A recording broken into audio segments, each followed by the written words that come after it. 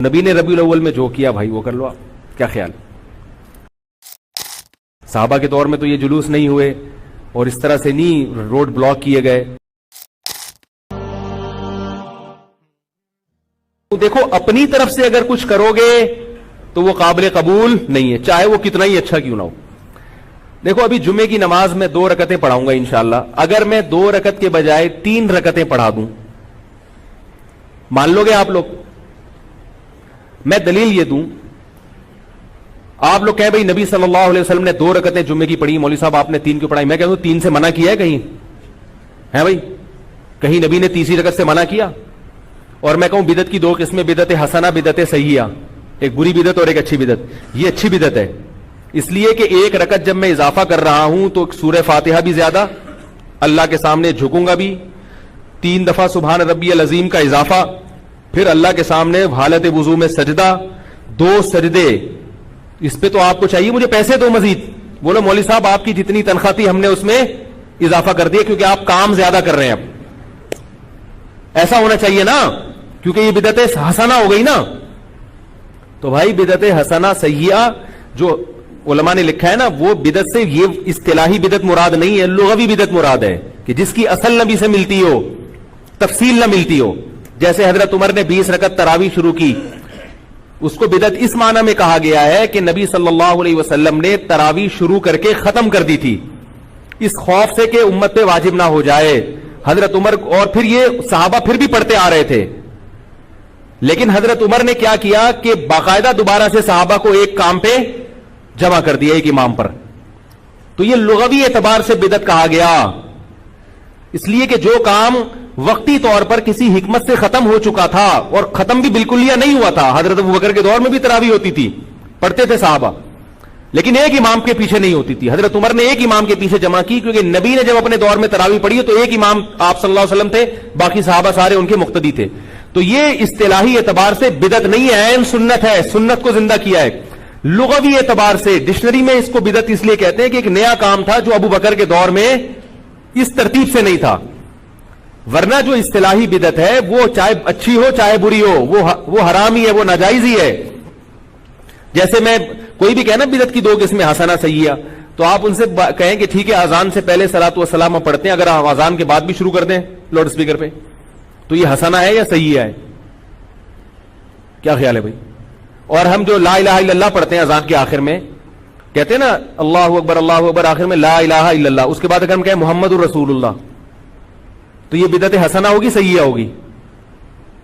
نہیں یاری میرا خیال ہے ظاہر ہے سیئہ ہی ہوگی.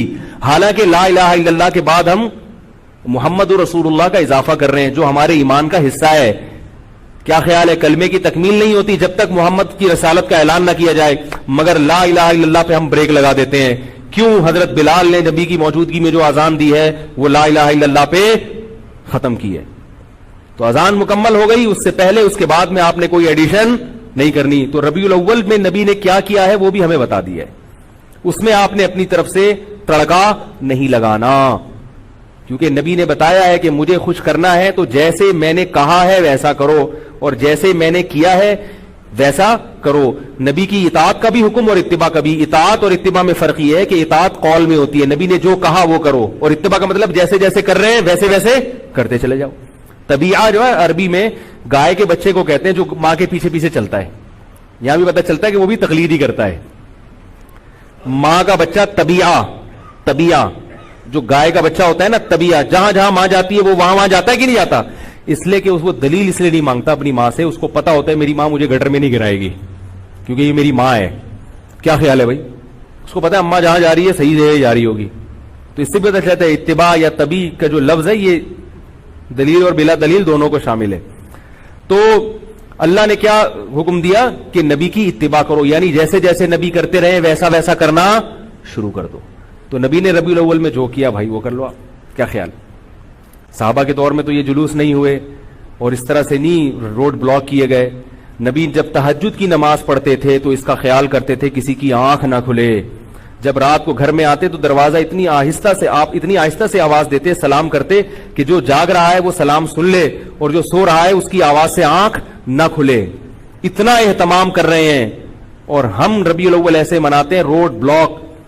میں ملیشیا میں تھا, 2-4 تاجر آئے یہاں پہ 9-10 محرم کو, سوری ابھی جو 40واں تھا نا امام حسین کے 40ویں کے نام پہ جو بھی ان کی رسومات ہوئی ہیں, ان بیچاروں کی میٹنگ تھی یہاں. انہوں نے بتایا کہ اتنی مصیبت میں پھنس گئے. ملیشیا کے بھی بہت سے لوگ سرکاری دورے پر پاکستان آئے تھے, موبائل ہی بند, 2 دن تک امام حسین کی یاد میں موبائل بند. اب وہ تاجروں کا موبائل بند ہو جائے اور میٹنگ بھی ہو, کتنی ٹینشن ہوگی کہ نہیں ہوگی؟ ایک عذاب میں کہہ رہے یار پاکستان میں یہی مسائل ختم نہیں ہوتے. کبھی کون سا دن چل رہا ہے, کبھی کون سا دن چل رہا ہے, کبھی موبائل بند ہے, پوری قوم کے موبائل بند, ربیع الاول میں بھی. اور پھر خطرات کتنے ہوتے ہیں دہشت گردی کے, اتنے بڑے بڑے مجمع جب اکٹھے ہوں گے اور روڈ بلاک کر کے جلوس کی شکل میں جائیں گے. مجمع اگر ایک جگہ ہو نا اس کی سیکیورٹی آسان ہے, جب جلوس کی شکل میں نکلتا ہے تو دہشت گردوں کو بھی موقع مل سکتا ہے. ملک کے حالات کو دیکھا جائے اور شریعت کی تعلیمات کو دیکھا جائے تو کسی بھی طرح سے یہ چیزیں اسلام کے مزاج کے مطابق نہیں ہیں. ہاں آپ نے سیرت کے نام پہ جلسہ کرنا ہے وہ ضرور کریں. آپ جلسہ تو کبھی بھی کیا جا سکتا ہے, لوگوں کو اکٹھا کر کے نبی کی سیرت پہ بیان کیا جا سکتا ہے.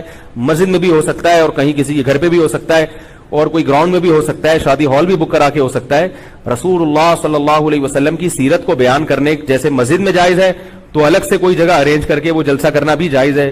ربیع الاول میں بھی جائز ہے, سفر میں بھی جائز ہے. اگر کوئی ربیع الاول میں کرتا ہے کہ بھئی اس مہینے میں کیونکہ نبی سے نسبت ہے تو بھی ٹھیک ہے, سفر میں بھی ہو سکتا ہے, ربیع الاول میں بھی ہو سکتا ہے, سب جگہ ہو سکتا ہے. کیا خیال ہے؟ باقی کام سے ایوائڈ کرنا چاہیے, تمام دوائیں بچوں کی پہنچ سے دور رکھنی چاہیے اور استعمال سے قبل بوتل کو اچھی طرح ہلا بھی لینا چاہیے. پھر بھی اگر آرام نہ آئے تو قریبی معالج سے رجوع کرنا چاہیے. کیا خیال ہے؟ یہ جو میں نے آخر میں جملہ کہا ہے نا, اس کا اس بیان سے بڑا گہرا تعلق ہے. اس کو آپ لطیفہ برائے لطیفہ نہ سمجھیں, دوبارہ نہیں سنا رہا, وقت بہت ہو گیا ہے, ٹھیک ہے؟ تو پھر بھی آرام نہ آئے تو قریبی معالج سے رجوع کریں. اللہ تعالیٰ سمجھنے کی عمل کی توفیق عطا فرمائے. وما علینا الا البلاغ.